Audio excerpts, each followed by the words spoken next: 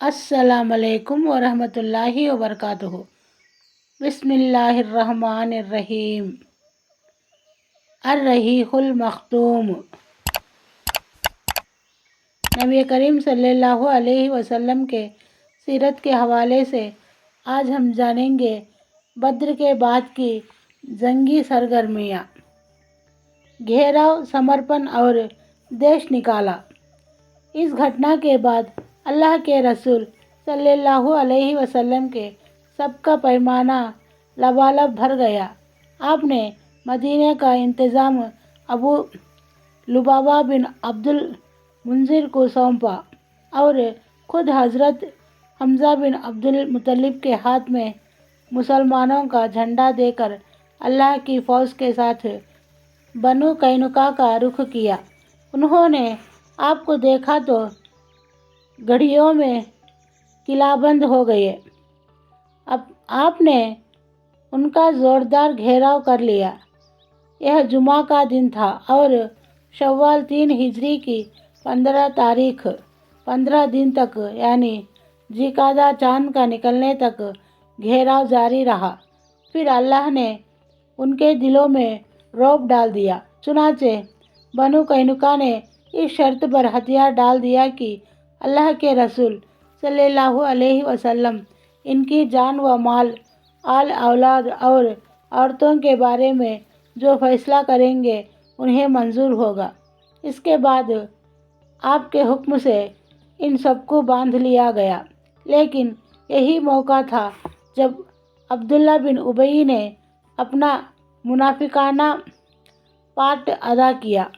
اس نے اللہ کے رسول صلی اللہ علیہ وسلم سے پورا زور دے کر اور بار بار کہا کہ آپ ان کے بارے میں معافی کا حکم کریں۔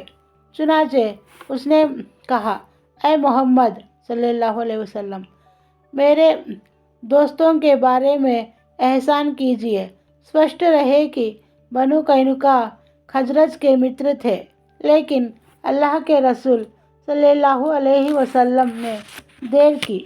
اس پر اس نے اپنی بات دہرائی، مگر اس بار آپ نے اس سے اپنا رخ پھیر لیا۔ لیکن اس ویکتی نے آپ کو کرتے کے گریبان میں ہاتھ ڈال دیا۔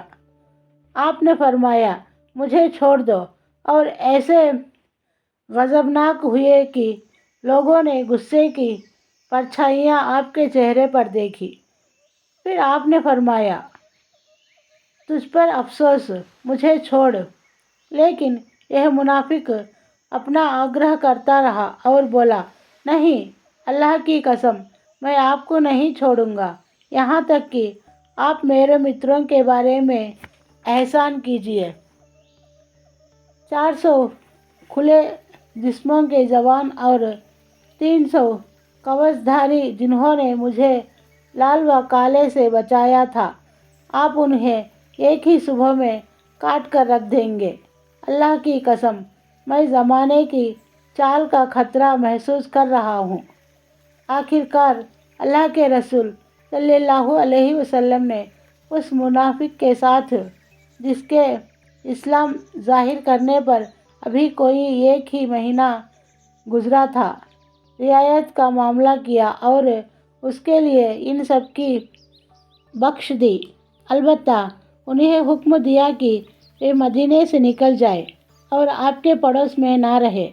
چنانچہ یہ سب حضرات شام کی اور چلے گئے اور تھوڑے ہی دنوں بعد وہاں اکثر کی موت واقع ہو گئی۔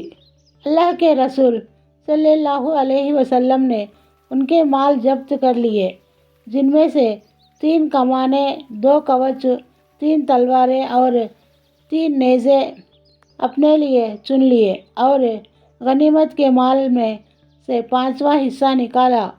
غنیمت کا مال جمع کرنے کا کام محمد بن مسلمہ نے انجام دیا۔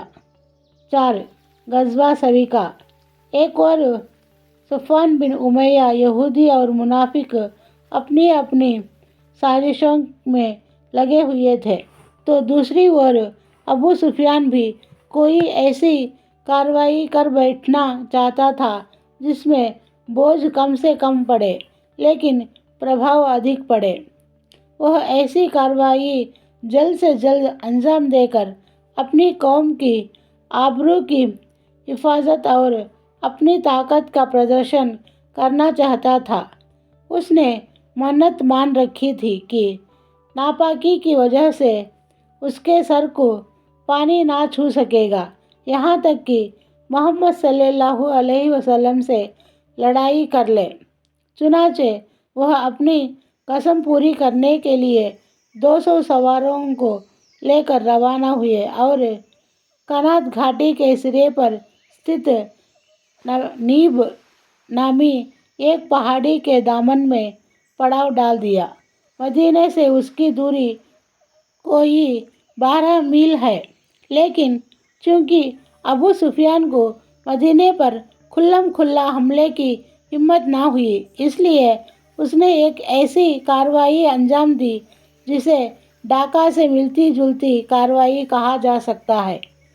इसका विस्तृत विवरण यह है कि वह रात के अंधेरे में मदीने के बाहरी हिस्से में दाखिल हुआ और हुई बिन अख्तब के पास जाकर उसका दरवाज़ा खुलवाया। हुई ने अंजाम के डर से इनकार कर दिया। अबू सुफियान पलटकर बनु नज़ीर के एक दूसरे सरदार सलाम बिन मुश्कम के पास पहुंचा, जो बनु नज़ीर का खजांची भी था। अबू सुफियान ने अंदर आने की इजाज़त चाही।